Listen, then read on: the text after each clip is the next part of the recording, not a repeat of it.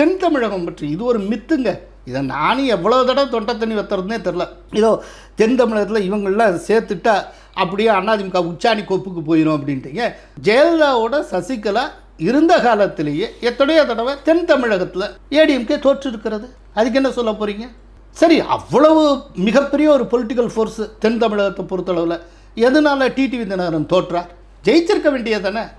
சரி, அதை விட இன்னொரு கேள்வி, ஓபிஎஸ் முக்குலத்தர் அதிகமாக இருக்கிற ராமநாதபுரத்தில் தான் நின்னார், ஏன் தோத்தார்?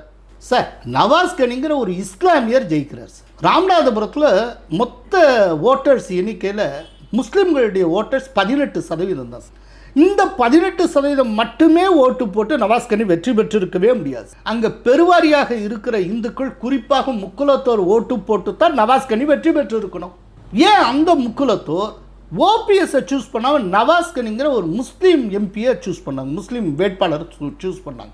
இவருடைய செல்வாக்கு என்ன ஆயிற்று நான் கேட்குறேன். அங்கே இருக்கிற ஒட்டுமொத்த முக்குலத்தோர் அவருக்கு ஓட்டு போட்டுனா நிச்சயமாக ஓபிஎஸ் ஜெயிச்சிருக்கும். அதே போல் முக்குலத்தோர் ஓட்டு போடாமல் நவாஸ்கனி ஜெயிச்சிருக்க முடியாது.